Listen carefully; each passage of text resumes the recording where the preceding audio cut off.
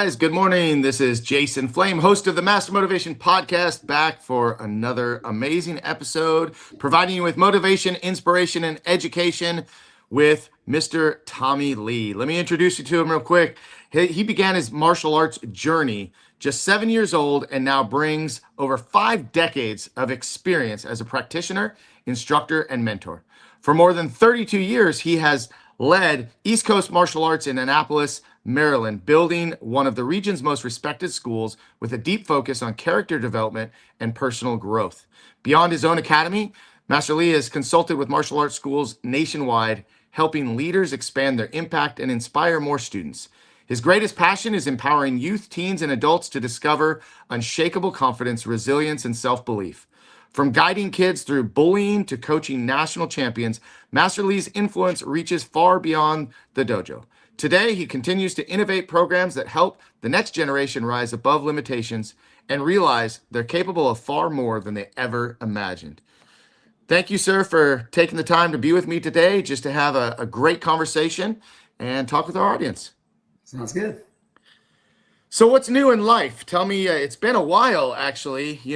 Back in the day, we were all attending the Martial Arts Super Show. There was a lot of conventions going on. We were kind of catching up, and then COVID hit, and then kind of a lot of events went away. The Super Show has really never come back yet, although there's some different seminars going on now. But what's going on in your life? I got married late. So I got married when I was 49 and a half. I just turned 60 last week. So I have a family. I just ended up stopping consulting because I wanted to get more into helping kids, not just growing businesses. One of my goals were after I've been in, as you know, we've all been in this business for a long time. So now that I'm getting older, I'm thinking, what motivates me? Well, what's always motivated me has not really been, it's been teaching martial arts because I love it, but it's watching the changes in kids, right? It's watching them go from being that shy person to being very, very, very confident, right? Mm-hmm. And then I said to myself, what happens when I'm not here? How can I affect more people?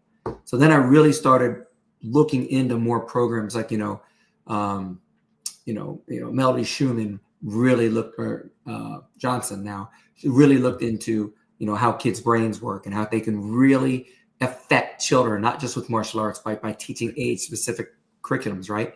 So then when I started doing my own when I started going to masterminds where they were affecting change with other people, I started realizing it's interesting because she always talked about that. And then, when you go to places like Tony Robbins and things, they bring up adults where they have breakthroughs. Does it make sense? Yes. And all of them started when they were in elementary school, middle school, or high school, right? And they lived with their vision of what happened to them, whether it was true or not true, their whole life until he broke them out of it. So I'm thinking, wait a minute, that means people have been having that pain all that time.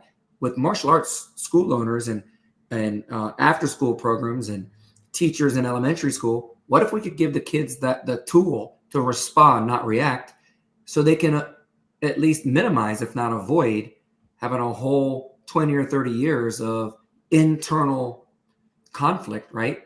Mm-hmm. Before they enter some type of program like that, like a mastermind of a lot of the church groups and a lot of the people like Tony Robbins and things like that, where they break them out of those things, right? So that's what really inspired me to start digging into that. So I started spending all of my time researching that instead of talking to school owners. Yeah, right. Isn't that weird? That's a different world altogether. And I enjoyed that time that I had working with school owners. But I'm in my school. I've always been in my school, and I love being involved in my school. Last night, actually, we had a lot of testing going on this week, as I know we talked about, and you've had some testing as well, I believe. And last night was our Little Dragons class. It was our 3 and 4 year olds, and then our 5 and 6 year olds. And you talk about this planting the seeds early and giving them the tools early to be proactive to these things that are going to affect their life, to give them the tools to learn how to deal with failure, to learn how to deal with all the challenges that life brings to us. And, it's funny because I was talking to the parents a lot about what our intentions are and what we want to do with our program and where we want to go, the big vision. And I just saw so many parents' eyes opened up because they were like, this isn't just another karate program. They're not just learning, the quote, they're not just learning how to kick and punch. It's so much more than that. Because I was talking about martial arts training is never done. There is no such thing as a done. It doesn't matter what belt you get, how much time you've been in. It becomes part of your life. And martial arts is always evolving as we evolve as people. So yeah, it's just I've been in the business 40 years now, and I absolutely love it just as much now as I did when I first broke in. So, and I know you've been doing it for decades, so I can see that we're going to talk about a lot of the same passion. But let's get into a couple questions here that'll dive a little deeper into some topics. But what inspired you to start martial arts at such a young age, and how has it shaped your life over 53 years? Yeah, so it's interesting. I never knew really why I started because I was only just 7, right? So I asked my mom one day because I had to do it's interesting, for all those years, I never really knew why I started, right? And then when somebody asked me to do a bio a long time ago, I went and asked my mom. She goes, well, you're half Chinese. She goes, so we thought because you were half Asian that you were going to get teased in school and all that kind of stuff. So that's why she put me in to begin with. And I started in judo, at age 7. And then, I loved it. I loved it. And then we moved, and then there was no more judo. So then I started wrestling, and then, so I wrestled. And then when I finished wrestling, then there was no more wrestling because I got hurt. And so I had 1 year off because I got a scholarship to wrestle. So I said, I'll do karate. Right. So, well, actually I couldn't do anything in the beginning, but I went to a school where I didn't take my scholarship. So then I started karate, and I just fell in love with it and never went back to wrestling. Wow. Well, that's cool. See, it's one of the things that I love about this podcast and having guests like you on the show is, finding things that we have in common that maybe I never knew. My son was a high school wrestler, also got injured. His passion and his goal was, he thought he was going to fight in the UFC. Like, he had been doing martial arts since he was 2.5. That's what he thought. He went down and trained with John Hackelman, was doing stuff. And then wrestling came, dislocated his shoulder. That was the first injury. Second one was major concussion.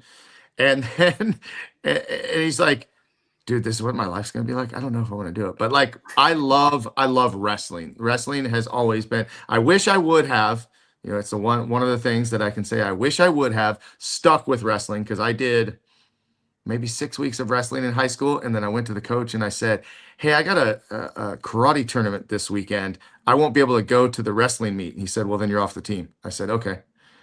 And so it's like, well, no more wrestling for me. And there it is, karate, as a young man. But it's funny, people ask us all the time, how'd you get started? You were 7, I was 10. Yeah, our moms, mom put us in, but mom, finding out from mom what your reason was. Can you share the story about founding your school and what drives you to keep teaching year after year? Yeah, so it's interesting. So what I ended up doing was, I ended up, after college, I started doing some boxing, and I moved down. And when I graduated, I moved down to Atlanta, and of course, I graduated from college, so I had a marketing and management degree, got a job, did some sales. They didn't pay me, so I was looking for a new job. I walked into a gym, and he was like, you should work here, man. I said, I'm not going to work at a gym. And then he told me what he made, right, in sales, right? And I was like, oh, maybe I will work in the gym. So what happened was, I ended up working in the gym and then still training, and then was really good at sales, was really good at servicing people. And then they started getting into the martial arts industry. I don't know if you remember Holiday Spas. Martial arts back then was more of clubs than things. It wasn't really a business, right? They weren't big schools and things like that, and stuff like that. Long time ago, like right before 90, right? Like and 88, 89, 90. And what happened was I ended up doing so well that I got recruited to go into to work for somebody in the North, and just blew up that school like fast. And then I got back out of it because all they cared about was money. That wasn't what I was interested in. And I got back into the health club business and ended up consulting health clubs and how to grow. And then I started moving into martial arts schools. And then finally I was like, everywhere I'm going, people want to do business, but they're not servicing people like I'd like them to service, right? So I can grow a school, but I want to make sure they're getting the benefits out of it. So I said, you know what? I'm just going to open my own school. And so that's what I did. So that's how I actually got started in the business is I saw a need to teach people certain things, not just enroll people. Just like with health clubs, you go to a health club, they enroll you, they upgrade you. Then a lot of them don't spend a lot of time with you, right? Right. They do now because there's personal training, there's all these kinds of things. But when I was earlier in my life, they didn't have all that stuff. Does that make sense? Right. Yeah, absolutely. Well, you mentioned, you were really good at sales and servicing the members. Talk a little bit more about that in detail. What made you good at it, and what do you think most people are missing? So it's really interesting. So when I was working for that company, Holiday Spa, we had to memorize 32 pages, word for word, of scripts. And those scripts were based on questions that you'd want to know from someone anyway, right? To be able to find what their want, their need, and their pain was. And then all you had is a conversation with them on how to help them get that. Does that make sense? Mm-hmm. And so a lot of people try, even if they don't mean to, they want to enroll somebody, even if it's for good reasons, but the way they sell people is wrong, right? They need to find out what that want, need, and pain is. They need to figure out if they get that need, how does it help their life? If they don't do it, how does that hurt their life? Does that make sense? Yes. And then show them how they can do it. And if you do that with the intention of really benefiting that person, whether they join or not, you're much more likely to get a member, and then you want to service that member. Does that make sense? Totally makes sense. And I love that, you talk about what they want and also what they need, because many people will come to us for martial arts or otherwise, and they want something. They want to lose weight, they want to get in shape, they want to learn self-defense, they want their child to learn focus, discipline, respect. They want these things, but as you bring them into your school and you develop the rapport and the relationship with them, you start realizing and recognizing what they need, and so they may want to lose weight, but what they really need is a better diet, right? And so, and then talking about these pain points, right? We all have similar pain points in our life. I mean, there's so many things, even in the martial arts industry now. There's probably more than a 32-page script of the answer for this. And that's what we're focused on when I think of servicing our members. Is we're always looking for ways that we both fulfill what they want, but also what they need. But that's always changing. And so that we're constantly, keeping that relationship building, rather than we get the new member, we get the upgrade, okay, they're on the shelf. It's a constant process of that relationship. And I've done a lot of personal training or private teaching. And it's one of my favorite things because, in a group class, you get to know your students and their families, right? But when you get to work with them one-on-one, you really get to dive in a little bit deeper. And it's not just about the martial arts, because sometimes when a kid's not coming to martial arts, it has nothing to do with the martial arts. It's something going on in their life. And we may or may not be able to address that immediately unless we know what's going on. Right. And that's when, when you do your student evaluations, right? So for me, it's all about touch points. So if I have a student and they're in class, another instructor's teaching or whatever, and after the end of the class, I'll say, hey, how'd you like class? And everybody asks students that, and they say, oh, I like it. It was good. And they say, okay, great. And they let them leave, right? I go, was it this good, or this good?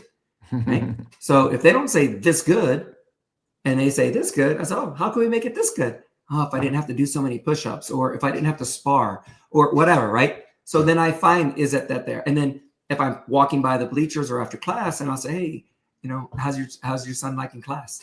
Good, is a black belt one of his goals, or for the younger kids, is a camo belt one of his goals, and that kind of thing. And I take their temperature, and if they say, how do you like it from a 1 to a 10? And the parent goes, that's about a 7. I said, oh, okay, great. Let me ask you a question. What would need to happen to make it from a 7 to a 9 or a 10? Oh, then I got to not fight with him before he comes here. Oh, okay, great. What is he doing right before he comes? He's watching TV. Okay. Would you want to leave what you're doing to go across town and do something else you like doing? Probably not. So here's all you have to change. But again, anyway, what I'm getting at is, in anything in life, it's all the same. It's not martial arts. It's any activity, anything that you do, even us. Yep. You know what I mean? Do I want to stop talking to you to drive across town and talk to somebody else? Does that make sense? So, so for me, every day is like a box of chocolates, like what's his name says. What's his name on that show? Forrest Gump. Yeah, You never know what you're going to get. And like you said, your little ninjas, your little dragons, or whatever they are, you see their little faces, and they come up with a question, or they do something, and it just re-inspires you all over again. Yeah. Or if you see them hurt, then your goal is to, what can I do to make their day better? Does that make sense? Mm-hmm. So if an instructor, like for me, it never gets old. I could teach, I could do intros, I could do the front desk. It wouldn't make a difference to me, because as long as I'm seeing people and making a difference, it kind of pushes me forward and empowers me. It totally I mean, that's what I liked about consulting. It wasn't teaching people business. What it was being able to see somebody with, like, they're like a deer in headlights. They don't know how to run something, or they don't know how to do an intro, or they don't know how to overcome an objection. They don't know how to renew a person. The only way you can make somebody else's life better is if you keep them at your school longer and enroll more people, right? That's right. What it's all about. It wasn't about sales. And if you do that well, you'll keep more people, and then you'll do well. So it was seeing and helping school owners grow. Now it's switched from that to seeing, it's always been seeing kids grow. Now it's watching the parents, when I talk about that new program that I'm going to be implementing, when they go, wow, I never realized that. Mm-hmm. And what's really interesting? So the whole time that I was researching all this stuff about how to respond and not react, and everything that I was going to do for the kids and stuff, I started thinking, man, I could have been a better parent. Because if I'd have done these, if I thought the same way about raising a kid, then what happened? My mom's older now, right? And she's starting to get, how they get kind of mean sometimes and stuff like that, right? They say things maybe that they didn't normally say before, a little bit of a dementia setting in sometimes, or something. You never know. And so my whole family's like, Mom, you got to stop this. Mom, you got to stop that. Mom, you got to do this if you're going to do that, right? I said, instead of being always like we do to the kids, hey, stop that. Don't do that. If you want to do this, do that. Let's be the opposite. Let's be inspiring. Hey, you want to go on this cruise. That means you got to be able to walk from here to here, right? And you got to be able to do this. I know. I said, so then if you do a little bit of this every day, then we can go next April. Okay. Mm-hmm. So now it's all about, and we always talk about it, but we get stuck in the negatives, right? If you give a good picture to look for when you go to it, now my mom's motivated to want to do something. You know what I mean? Before, everybody was just saying stuff to her to make her feel better. And guess what she felt? Like she was a bother to everybody. Mm-hmm. So when we flipped that, all of a sudden it was another trigger. So actually it motivated me more, saying, you know what, all this stuff that I'm reading and doing and that we do for kids, it's every stage of life, man. Right. Yeah, absolutely. It's every stage. I love what you said earlier about, checking the temperature too. It was a good analogy, because I think one of the things that is missing in a lot of karate schools specifically is that we spend so much time focusing on, the square in the middle of the room, the mat, and we don't take enough time of who's outside of that mat. And that's, the other part of our team, because that's how I view it is, we're all a team. We've got the student, we've got the parents, and we've got the instructors.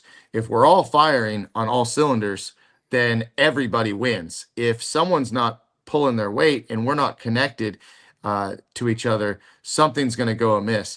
And so I love reminding instructors just to make that make that pass through the audience, so to speak, make that pass through the parents a little bit. I love the this much, this much, this much, or from a 7 to a 10. And if it's at a 7, what can we do? I mean, I think people do this often with reviews. Well, hey, if we can't get a 5-star review, what can we do to help get you there? And so that instead of troubleshooting after the fact, it's what can we do to prepare for or plant the seeds for that big picture and for that success. And I've always told the instructors, you're teaching to your students, but you're teaching to the parents in the back too.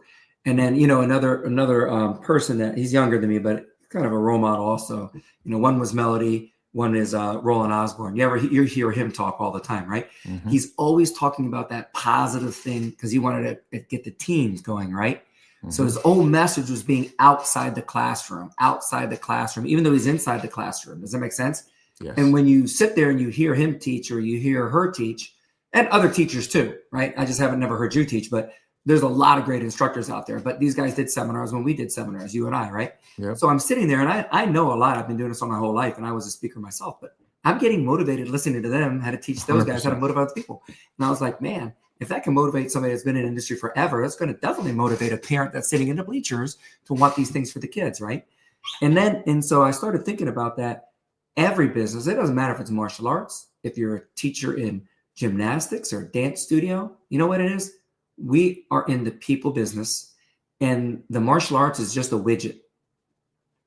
The only thing that's different is probably the best widget because it can save your life versus the other things. Does it make sense? 100%. So, our whole business is life-changing, character building, making somebody stronger than they were, and getting them ready for life. Yep. The same thing with gymnastics and everything else. The only difference is if they use the right tools. The only difference is ours really will protect you because we're teaching the actual part of protection. Does that make sense? Yep. Yeah, I think the thing that we missed a lot was I call something called the inner shield and the outer shield. So, and I have a new Shield Up program. So the inner shield is the belief in yourself, your resilience, your belief in yourself, knowing right from wrong. Because if you don't believe in yourself, you're not going to stand up for yourself, right? Whether it's a job, whether it's a sport, whether it's karate, whether it's a bully. If you don't believe in yourself in your job, you're never going to ask for that raise. You're going to let people bully you all the time. If you know that you're worth something, they won't get rid of you because you really do it. Then you can command more, right? That's your inner shield. Your outer shield is creating that distance, using your voice right. So you teach people you train people and you teach people how to treat you by the way your confidence in your voice is. If you're not confident or you're a certain way, people will tend to pick on you, run all over you. If you're too cocky, they either won't like you or they're going to challenge you. But if you're confident, respectful, kind, and nice, then when somebody goes to step on you, you respectfully say something pretty strong. I don't have to say it loud. I can look at you and say, Jason, don't do that again. And you're not going to do it again, right? Because you see it in my eyes. I'm confident. So what we do is we need to teach people that, and it'll help in everything in their life. Does it make sense? I love it. And that's, So that's your inner shield and outer shield. That's what I was going after. So your outer shield is everything you say, the space that you create, or the defense things that you have to do. It's either physical or verbal or boundaries. Inner shield is knowing your boundaries. Outer shield is setting your boundaries. Inner shield is knowing what to say, being confident, not letting people run all over you, and being resilient. Outer shield is using that voice to make the difference. Does that make sense? 100%. Totally makes sense. And I was going to say that this is the difference between how we teach martial arts and how far martial arts instruction has evolved and changed. Because I can tell you that if you trained in the 70s or you trained in the 80s or even in the early 90s, that was not the case. Everything was old school and the hard way. It was my way or the highway, that kind of thing. And I think we've come a long way. I think we've learned a lot. It's what I always said. Everybody used to always say martial arts makes people stronger, right? It didn't make people stronger. Well, it did, but it made the weak people quit and the stronger people stronger. Now martial arts makes the weak people have some confidence, which then makes them above the average, which then makes them above average, which makes them great. Yes. Before it was, you wanted like I did in the very beginning too, in the early 90s. I started in 93, 94 in my school. And I wanted the best green belt ever, right? I mean, we drove them hard. They could beat black belts back then, right? But guess what? I lost a whole bunch of them in between getting that best green belt. Now, instead of having, instead of somebody having a school of, 75 people where 50 of them can fight, now you have a people with 500 students where 300 of them can fight. Right. Right. So it's all about building that person, And that's the goal. That's the goal is building people up. I think, if you were to compare it, there's a lot of breaking down in that, I came from that era. You came from that era. There are people that made it through, but we lost a lot of really good potential and pushed a lot of people away that probably would have benefited so much more than the student that had like the most amazing abilities, who probably took it for granted anyway. You know what I mean? Yeah. And you know what? Those guys actually later in life, if you notice, a lot of people that were successful in school aren't so successful in regular life. The people that had everything in school aren't so much there. The people that were second and third that had to work for it, they've actually gotten farther than a lot of those other people because they had that work ethic. Until everything was easy, Then when it wasn't easy and if it didn't look good, then they didn't want to do it. Because, there's a lot of fighters who are cocky. They're really good at fighting and everything else. But the first time they meet somebody or the first time they do something that they might not be great at, they don't want to do it in front of people because they're not great at it. Right. So everybody's made up a little differently. So we have to be everybody has a tipping point. So if you can measure what that tipping point is and get them past it, that's great. But if they don't make it, then you lose them. Right. That's right. So I think being an instructor or any kind of teacher, you have to know who you're working with to get them to get to that next level, if that makes sense. Like when we build strong people, we still want to be hard on them. But the difference is, I said, first you want to have that person fall in love with martial arts. Then you want to have that person develop some kind of a rough skin, right? Where they can take stuff and take training and take it harder. Then you want them to have their personality be that way too. So by the time they're a brown belt or a red belt, you can be as hard on them as you want. And they're going to take it as a plus with a thick skin versus a minus. So you have to help that person grow that way before you can jump on them. Because if you take somebody in and you just jump on them, because then they'll fold and go. But if you build them up so you can make them tougher on the inside and the outside, then you can start jamming on them harder. Does that make sense? Yeah. Totally makes sense. Hey, we're going to take a quick break. Got to give a shout out to one of our partners and sponsors of the show. This is Raptor Extreme Karate.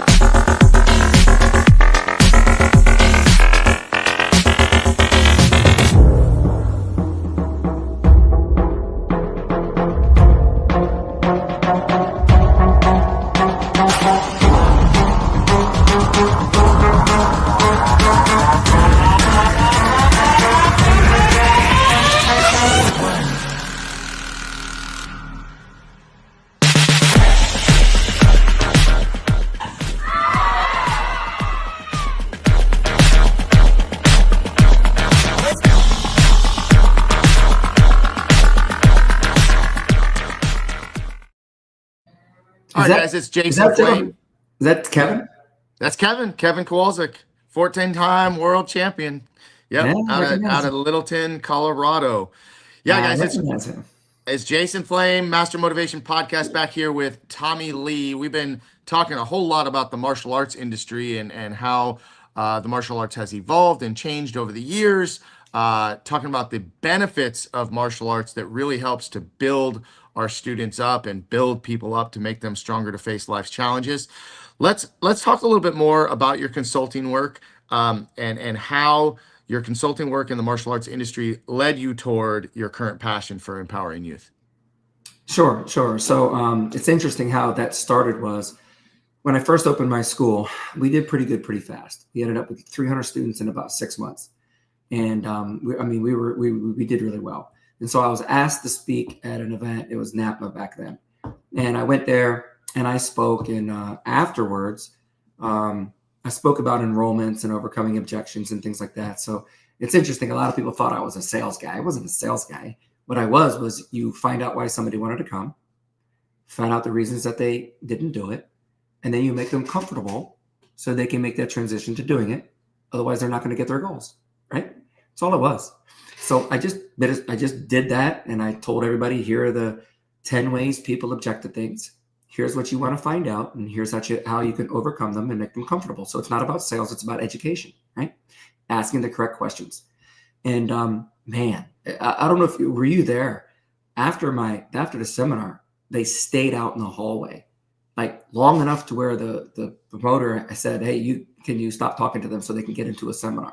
It was really, you remember that? It was in Florida. So I never attended a NAPMA seminar, but I it did was attend amazing. when you were speaking at the Maya events. Yeah. And I remember because when I first went down to speak, I mean, I guess the guy was nice, but he didn't really want to talk to me. I guess I was just a speaker, right? Because I was nobody. I was just new. It was 1994 or something. I don't know.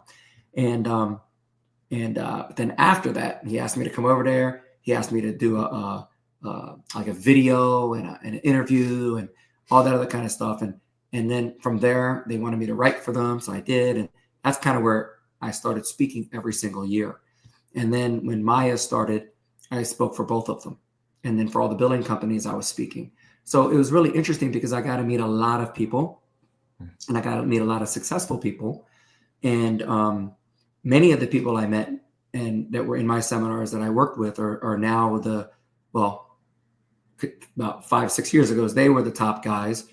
And now other people are the top over them, right? So everybody, it's all changed in the 30-something years that we've been in the martial arts, right? So that's how I got started. And it was the same thing. It was like going into a room and watching people go on some of the most basic things like answering a phone. Some of those basic things about when to confirm an appointment to make sure they come here versus showing up with nobody because you confirmed it at the wrong time when they were at work instead of on a break or before they got busy, right?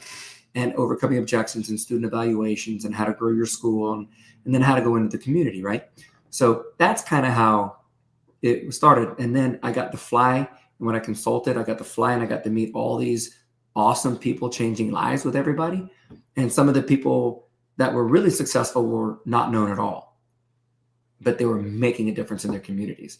Some of the people that were super successful maybe didn't have a great program. Other people that super successful had a great program, and some people that weren't that successful had a great program but didn't know how to grow it. Does it make sense? Yes. So the people that were in it for the right reason continued to flourish.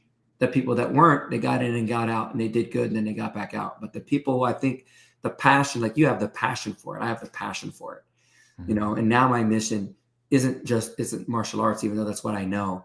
It's just, I want to change more lives. How do I do that? I can't do that physically. I can do that with podcasting. I can do that with online programs. I can do that with, creating a system and have others put it into their businesses and stuff. But I can't just do it at my physical location. And then when I go, it goes, right? So that's kind of what motivated me now. And I really tell you what started all this is I never wanted to do after school. And I never wanted to do summer camps because I never had to. We had 500 people in our regular program. Never had to. And then one of my friends, Johnny, brought me down to a company, and I was trying to tell the owner of the company why I was there, but I really didn't want to do summer camps and this and that. And he goes, so then what do you want to do? I said, I want to change lives. And here's what he said to me. His name is Dwayne. He said, imagine how many more lives you can change if you saw them 5 times a week. Imagine how many lives you could change if you had 200 or 300 people in a summer camp for 10 weeks versus 2 or 3 once or twice a week for 40 or 50 minutes. And you can only give them 5 or 6 minutes of curriculum that way. Imagine. And then I was like, shit, he's right. So then I started thinking, okay, now what I need to do is grow the summer camp and then grow the other thing. Then I started thinking of, okay, employees, right? it's a whole nother thing, buses and stuff. Yep.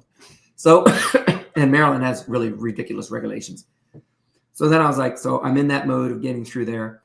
But I said, okay, well, how can I touch point even more lives than that? Because then it really got me thinking.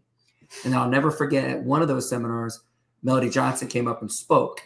And she spoke about the dopamine and all that kind of stuff in the kids' brains, right? And when you discipline them, you got to be careful. If the kid's running all over the place and you sit down, sit down, sit down, sit down, sit down, he can't sit down. He's going crazy, right? So he's got to get the energy out, right? Or if a kid's shy, you can't just push him in. He has to feel comfortable first. So when she told me that, it really hit it. I was like, all these years I heard her talk, and she's always inspired me the way she teaches and talks. But I put it together at that one seminar. Does that make sense? And then when I heard at that same seminar, the same time at the end, they had that breakthrough of something. It was a staff member that was working in a martial arts school or an after-school program, in a summer camp program. And everybody liked the person, and she was nice and everything, but she never really got close to anybody. That makes sense, right? She always kind of stood away a little bit, and she was married, but always was kind of away a little bit. And this is what I found out later. But in the middle of it, it was because of what happened to her earlier in her lifetime. And it wasn't a bad thing like somebody attacked her. It was where her mother had cancer. And as a little girl, she was always with her mother every day, until one day her mother stopped letting her come into the room. So she thought she didn't love her anymore or something, right? Mm-hmm. So she was always hurt by that. But what she didn't realize, in her own eyes, that's what it was. But that wasn't what it was. She still did everything with her. But there are certain stages that she didn't want her to remember her by, if she was in a bad way of coming into the room at any time, because of the way she was looking. Does that make sense? Mm-hmm.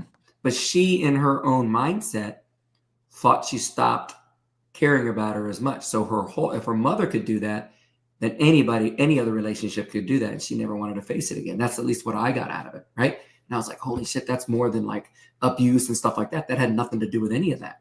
That's when it clicked to me that everybody needs to have these kinds of, they have to know these things. So that's when I said, if you could take a first, second, or third grader and let them know what will happen in second, third, and fourth grade before it happens, even if it happens, at least they have a point of reference. Does that make sense? Right. Yes. And if you teach a martial arts guy, he's a world champion, he can fight all he wants, right? He's good. But somebody says something to him wrong and he pops off and hits him. Well, guess what? He could be sued. He could be whatever, right? So it doesn't matter if you're strong or you're weak. You have to respond in the right way. Just like self-defense in Maryland. I have to back up. I have to look like I'm retreating, getting away. Because even if you started and you hit me first, if I have a conversation with you and I don't attempt to take myself out of that situation, I'm contributory because I'm escalating it. But if I retreat and leave and say, look, I don't want any part of this, and you follow me, now it's a different story. Does it make sense? Yes. So any type of situation, because we're grown to, oh, you want to say that? Boom, right? And then we lose in the pocketbook, right? So I started thinking about it. Every single thing we do in our life, even in a job, if you could respond the right way instead of reacting, you're always going to get the best result. And if you had a story that was told to you or an experience you learned from someone else first, you have a better chance of doing that. So my whole thing is teaching kids through short stories, some exercises to anchor it, and then some drills to anchor that thing, so that if that happens in life, whether it's a fight, whether it's getting a bad grade, or whether it's somebody saying you did something at your job that you didn't do, how you react to that or how you respond to that makes a big difference. So that's when I started really, I couldn't stop reading and listening to stuff anymore. So even my school, I was like not doing the things I should have done in my own school because I was so passionate about this.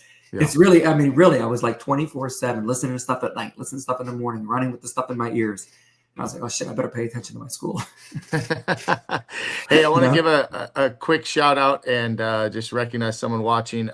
Ali Alvarigo is watching. Oh my goodness. Threw out a quick comment for you. I don't know if you could see the comment on the He's on amazing. The screen. Yeah. I don't see the comment. Where is it at? He said Tommy's the best. What a great school owner in person. Oh, man. He's I learned a lot from him too. I'm telling you. He's can I give a little aside for him? Yeah. Like this. So we were talking one day and he sent me a message and he said, I want to buy a Viper. Right? That's what he told me.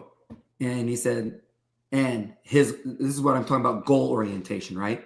He goes, to do that, I've got to do this, and this. And I watched him. He did it. He made a difference in people. And that was one of the things he got. Now, that could have been a Viper. It could have been a college education. It could have been a house. It could have been a charity donation. It doesn't matter what it is. What I'm getting at was he had a goal, and most people don't take those goals and set a specific thing for that specific thing on the side and do it and accomplish it. So that one thing from him showed me also, so, a long time ago. I don't know if he remembers that or not, but that always stuck with me to this date. And I think it's like 25 years ago that he did that, or something, 20 years ago. Well, let's see if he comments back again. He might still be watching, but yeah, that's a cool story. But I love that. So you talk about that story. motivation. I just said that because when you talk about motivation, inspiration, like you said, everybody wants goals, but not everybody's willing to do something about it to get it. That is or correct. They're not going to risk something because they're too safe. That's why you have people that work for people, and you have people that have their own. They entrepreneurs where they'll risk that. Does that make sense? Yes, it does. And before I forget, Mr. Rick Rando also wanted to give you a shout out. He's not on here today, or I don't think that he's on here today, but he said to make sure that you know that you changed his life more than you'll ever know. So I just want to give you that comment from Rick Rando as well. He was a young man that rose fast.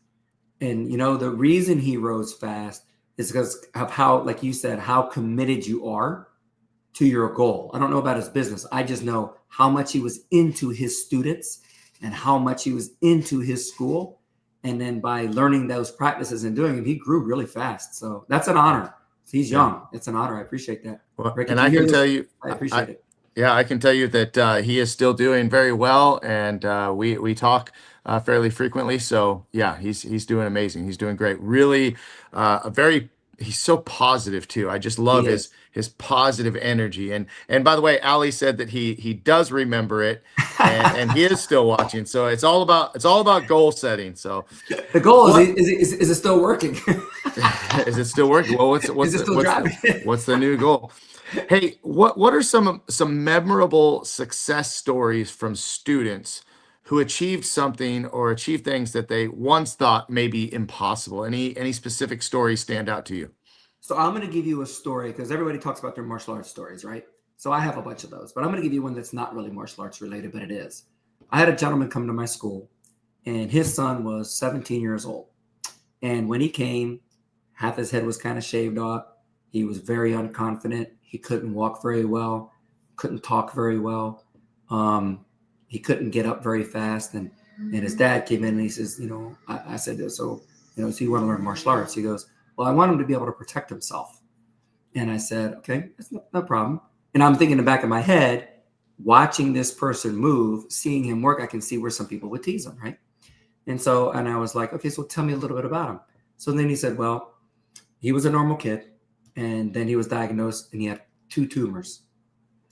And he said, so they removed the tumors. But if you know anything about that kind of stuff, which I knew some, but not a lot, he goes, you could lose your speech. You could lose processing things. He can't connect his brain to his leg and walking and stuff like that. He's had a hard time. He's had to relearn certain things and stuff like that. So this guy, he couldn't run. He couldn't walk very fast. He couldn't balance. So his father, although he was talking about self-defense too, he was also talking about, because people would tease him. So he wanted to have him, be more confident with himself. Right. Mm-hmm. But he also could never get hit in the head by accident, not by a fight. Couldn't get pushed over, couldn't get pushed into bumping into something. So he had to be aware of his surroundings. Mm-hmm. So footwork was important. Situational awareness was important. Be able to use your hand to bounce off something, but not go backwards is important. So what was interesting is I worked with him for a while, and he was always, I can't do this because I can't do this because I can't do this. And probably because when you're 16, you've already had your life. It's not like you grew up with that. Now you have all these things taken away from you. And it wasn't that he wasn't like positive or anything. He just, everything he couldn't do because he couldn't do. And so we worked through, and then he started doing things and building strength more so than he was even doing in physical therapy, right? With the different things that we were doing. Because in martial arts, you have to do that, right? So I'm not teaching him how to do a roundhouse kick and a side kick and everything to teach him a side kick. I'm teaching him so he can create balance. And if some more to come up, he can kind of push off of it and things like that. But here's what I was going to get at. So one day And then he would come in and thank me all the time because he feels like he's getting stronger. And I was nice to him and I was a friend to him. Right. So it was like the connection that we had more so even than the stuff he was getting. But then one day I said to him, I said, okay, well, look, you're getting better. I said, I just want you to like kind of jog across the room. He goes, I can't. And I said, I looked at the dad. He goes, no, you can't. And I said, well, do you not work on that in physical therapy? He goes, well, he can't. He can't do it. He can't. They said he can't. I said, what do you mean they said he can't? He goes, he can't. I said, is he not allowed to or he can't? And you'll laugh when I tell you this. He goes, well, no, he can't. Nobody can get him to move quickly. I said, I can get him to move quickly. He goes, you sure? I said, I can guarantee you I can get him from here to there in less than 5 seconds. He goes, Tommy, you can't do that, man. I said, so is he not allowed to do it? No, he can do it. He just won't do it. He can't do it. I said, he can do it. He says, he can't. So I didn't take a pin and put it in him, but let's just put it this way. I gave him motivation that if he stood where he stood, something was going to hurt. And the boy took off and his dad cried. Not cried. He had tears coming down his eyes. And when the boy got to the other side, he couldn't believe he did it. And that's why I always tell everybody, everybody says, love is the ultimate emotion, right? Not everybody feels love, but everybody feels pain. and Tony Robbins said, you'll do more to avoid pain faster than you will to gain pleasure. And all I did was introduce a little bit of pain to him, and he moved. I'm not saying that's a good thing to do. I know I'm on a podcast, but it worked for him, right? Is there a statute of limitations on that? That was a tipping point. It could have been a bad thing, right? But I knew based on how he was doing, he wasn't going to fall or anything. And I was next to his dad was next to him. So when I did it, he took off for like 4 or 5 feet, And but anyway, I say that because it's like that probably was more impactful from him, and to see the little tear in his father's eye was amazing. And then the second thing I'll tell you was not about karate either. We had a summer camp last year, and we had a student, and he's always had challenges at home. I didn't really know it because he always was a good student in class, right? Always respectful, but we never had him in a camp. But he couldn't stand it if he didn't get if something were to happen that wasn't his way, right? So if there's other kids involved and it's not a teach, sometimes you teach in class and everybody falls in line. But if you're in a summer camp and people are playing and they get out and they don't think they get out, this kid had a meltdown. I went across the street to get lunch and I got a phone call. The instructors couldn't even handle it. This kid went off, punched a kid in the stomach, right? And then the teacher said something to him and he goes, I don't care. I hate it here. And he loves it there. But he just said it because he was mad. Right. And everything else. I said, don't do anything. Leave him alone. I'll come back. So I came back. So he couldn't come back to camp, right? Because of what he did. And so I sat down and I talked to him. And at first he wouldn't talk to me. And then his mom came in and she was mad, right? And then I sat down with him and I said, well, you're going to apologize to the boy. No, I'm not going to apologize to him. That's the kind of kid I am. You know what I mean? And he said all this kind of stuff, right? He's not that kind of kid. So I said, well, tell me about it. How do you feel? And so he told me and everything else. So at the end of the conversation, because I told him, I said, look, you're not a bad kid. You made a bad choice. Right. And I was talking to him. So at the very end, and I said, okay, ma'am, he can go now. I said, I'm not going to kick him out of the school. He does fine in class. Plus, we need to make sure that, we got to help him with this behavior. You know what I mean? She goes, it's been an ongoing thing. We're going to therapy, everything else. She goes, he has trouble at school. They get on him. They got on him home in therapy. They talk to him about it and everything else. And then I said, okay, you can leave now. And then the kid looked at me and he goes, can I say I'm sorry before I leave? I'm like, why would you do that? He goes, well, every adult that I talk to always tells me why I'm wrong and why I got to stop things. He goes, nobody's ever talked to me like you did before. I thought I was going to tear. Because I was telling him, you're not a bad kid.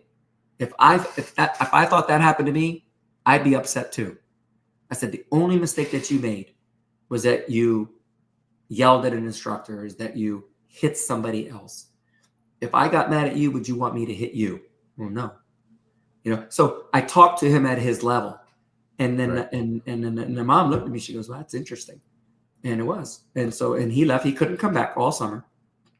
And then when he did come back, he's been pretty good. He still has his challenges, but that again told me that's when I started using some of that rock solid stuff I was working on, right? About reflection questions instead of blaming.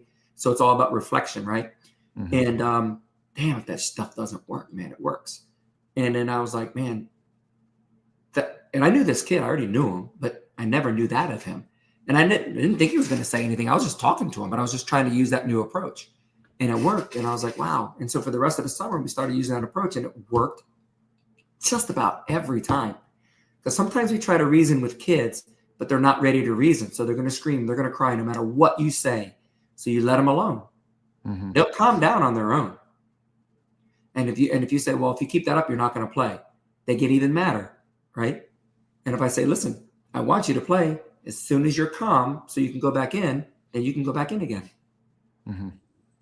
You know, yeah. And so it was really interesting, right? So those are the two things, non-martial arts. Everybody talks about self-defense.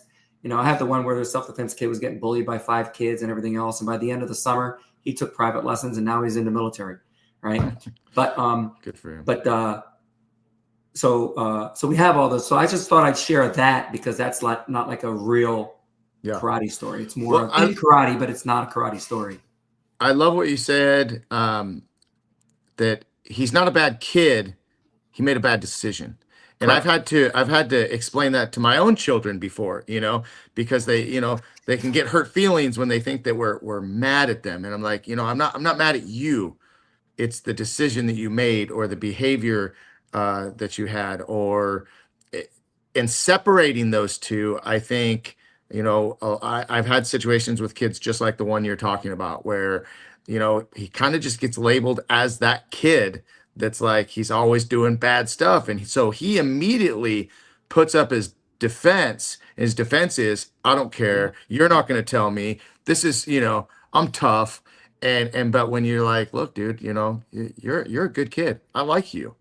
And I just don't like the decision you made. I don't like the behavior that I'm seeing. I know you're better than that. And when you start kind of inserting that, I believe in you, you know, we have the ability as instructors to do that. And it just changes. Like all of a sudden their eyes kind of go, wow. And like you said, nobody's ever talked to me like that. Everybody yells at me, you know, but like once you, and I feel like I'm kind of drawn to those kids sometimes, you know, the ones that are really having a hard time, because you can see the goodness in them. You can see them do these little things that are like, you know, they have it in them. You just got to draw it out. Just like the student that may not have the best balance, but ends up becoming a world champion, or the student that doesn't learn the form as fast as everybody else, but they go out and nail it in a performance. You know, it's just a matter of what's being fed. You know, are we feeding their confidence, or are we feeding their fear? And I think the more that we feed their confidence and build them up, like we said before earlier, man, we're like, we do have some magic. You know, I tell parents sometimes, you know, I'm not a magician, but I think we actually are sometimes, you know, when we can make things, we can't change it overnight, but give us a little while. And I know that we can make a difference. You know what they say, who are the highest paid people in the world most of the time? Average, I mean, not like oil tycoons, but like an average job, an average person. I'm stumped. Top things. State changers. That's why you musicians, athletes make so much money, because they're state changers. They can take a person's state and where they're at and bring them to another level. Does that make sense? Yeah. That's why pastors also are so successful in their churches, if they're a state changer, not just a lecturer. That's why a consultant or a motivational speaker, if you're a state changer. That's why if you're a martial arts instructor and you can teach, or you can inspire when you teach. Makes sense? State changers. Sometimes we also are in our element in our school, and we know all the right things to do, but guess what we don't do? And I realized this about myself. You know, I could have approached raising my daughter better, because I was always hard. Boom, boom. Yeah, you have 2 choices. You can do this, or you can do this. That's the wrong decision. Here's what you're going to do, right? But if it was a student, I'd say the same thing, but I would have said it in a different way. Sometimes we get angrier or we say something harder to drill it in because we want them to grow up right? We don't want them to make those wrong choices and we get upset. And this is what I've learned in this Rock Solid Kid program. That pushes them away more. They think that you don't believe them in as much when we do care about them. But the more we love them and the harder we are on them so they can become better. If we were the same way to our student, they wouldn't be there later, right? Because they had a choice to leave. But if we inspire them differently, then maybe they'll gravitate toward that other thing. And I'm sure many parents do that, but it never came with a manual, right? So I was always really hard, and she's a national champion. She's on a team. She's done good. She's smart, but I've also hurt her feelings a lot, because although she's hard on one side, she's really soft on the other side, right? Yep. You know what I mean? So I've seen that happen as well. So if you're a dad watching this, be careful how you talk, because I made the mistake for years of being too loud, too hard, losing my temper. But at the school, I'm calm and cool, the best guy in the world. I could talk to anybody. But when I came home, I still was the same person. But sometimes I'm like, what the hell are you doing? Yeah, right. That's stupid. Don't do that. It's like, I shouldn't say that's stupid, right? I was like, that's not good. I have to say, sometimes we don't think about it. I've learned the same lesson myself. I have a 23-year-old daughter and a 20-year-old son, and they both trained in martial arts as well. And let me tell you that both of them taught me more about teaching martial arts or teaching children than anything else I've ever learned in any seminar. They've changed our school so much unintentionally, and now that they're adults, intentionally, because they're both working in the school. But I learned from my daughter that I was always like, I made her go to class, I made her take private lessons with me, of course, and then I was super, super hard and made her do this, do that. And after she earned her second-degree black belt, she took a break and didn't want to do martial arts anymore. And that was really hard for me. That was really, really hard because, as a school owner and high-ranking black belt, and I've done martial arts my whole life, that was kind of devastating for me. And then my son comes, and they were both kind of training at the same time when they're younger, but I took a totally different approach. Didn't make him go to class, didn't do private lessons with him, made him do private lessons with other instructors. When he said he didn't want to go to class, I'd give him a day off.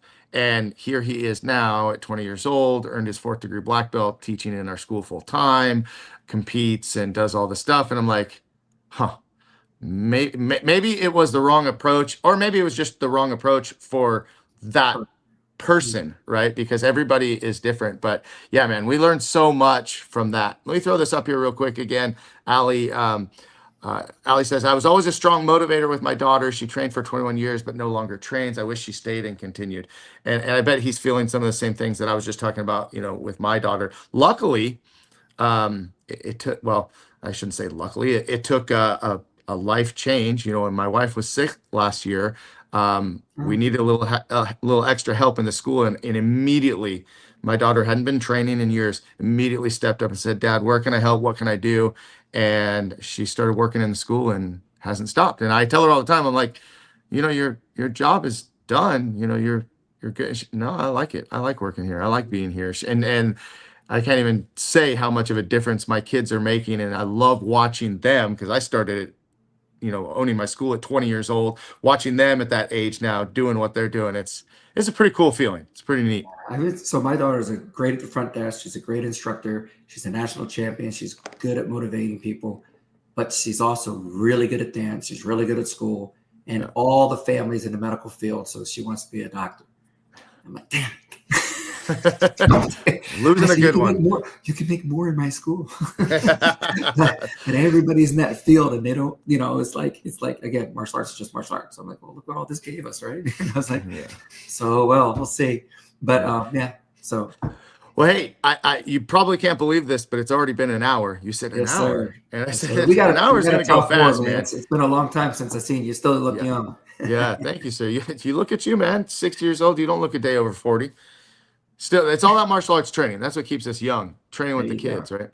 Well, hey, I want to ask you one last question, and this will close out the show. But, looking forward, what is the vision for the future of martial arts, youth empowerment, and your role in it? I know you talked and hinted at a little bit about, program coming out, and You talked a little details so far, but finish out the show. Talk about what does the future hold? So I think the future holds a lot in the martial arts. And the reason is because with MMA, it's gotten so much more exposure, right? And with all the stuff happening in the world right now, with all the political back and forth and all the different things going on in different places, people see that need.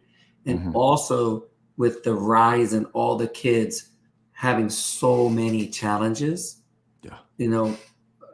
martial arts is where you could research it too. Martial arts, a lot of people are turning to that to become stronger. Does it make sense? Yes. Where I want to help with that is we don't want people to go to martial arts to weed out the weak, to make the strong. We want to there's so many schools in the country that are doing such a great job, but then there's tens of thousands of schools that aren't. We want to make sure that programs, the way you do your program, the way Hyper does their program, the way Skills does their program, the way, I do my program, and then with this new rock solid thing that I'm going to come out with, we want to make sure that the people that are influencing kids in the martial arts can use the right tools, because you only know what you know. You don't know what you don't know. Right. And so if we can help those guys go through the experience that you've had with your kids and with your school, and you can do more shows like this where they can see those things and get people involved. Like when Maya was together, it was great, right? Because Super Show, everybody came together and they learned from many people, or we never would have met. I would have never met you or those other people if I wasn't a consultant or didn't go someplace and meet somebody. Right. Then we do our own thing in our own little town. Right. So I think programs like when mine comes out, it's not going to be just for martial arts. It's going to be for anything, right? Any kind of program that teaches kids. I think that the future of martial arts is really bright because it already has a head start in the discipline confidence phase. If we can really get the teaching part, not the life skills, like a lot of people teach that, here I teach a story and here's a life skill, but the kids never use it, right? But really teach something that the kids can hear, do, and learn to make a difference in their life, because it really doesn't make a difference if it doesn't make a difference, right? Right. One instructor told me one time, most martial arts are choreography for failure. Because if they teach you certain things that work in a controlled setting, but it was meant for self-defense, when you'll get your butt kicked. If it was meant for a form, that's fine. But if you give false confidence, it's not. So if people, when they take martial arts, know the difference between the martial part and the art part, right? And then the verbiage part, and then how to use that, they'll be much better off than false confidence. Does that make sense? I think I think martial arts has it's growing now. And I just think that it doesn't matter what art you teach, it just matters how you teach it. 100%. I love that you said that, because, in the old days, which martial art is the best martial art? I mean, they're all great. And people will ask me, well, what kind of martial arts?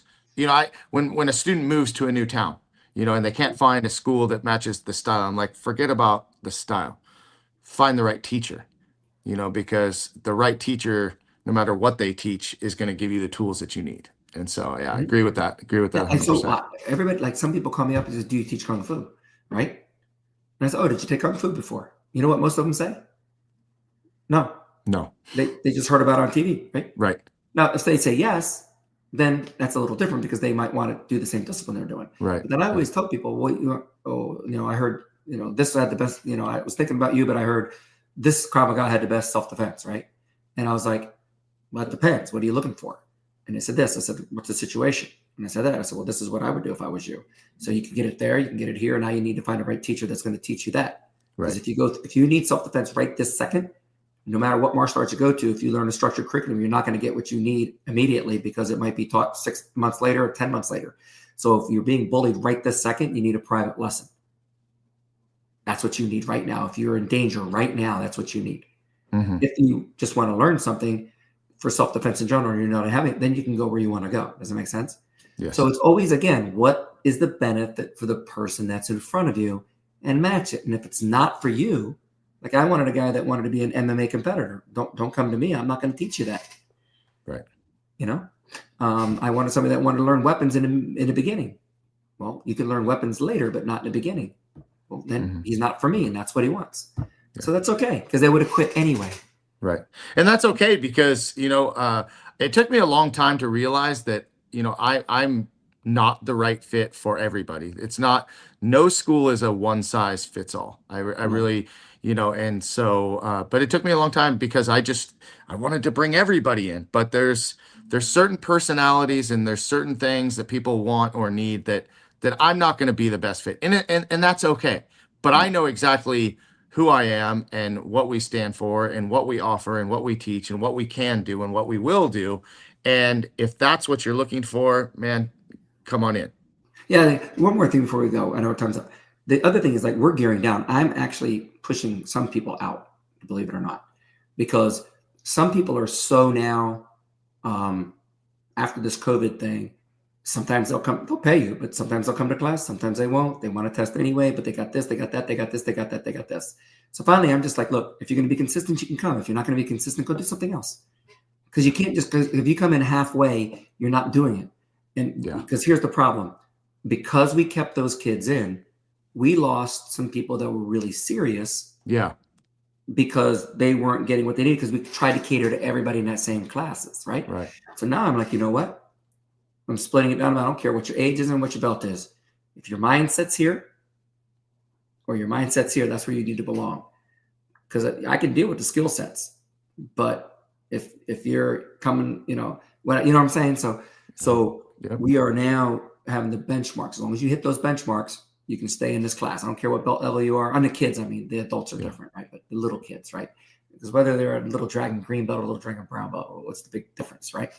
I mean, they can punch and kick better, but they're still developing here.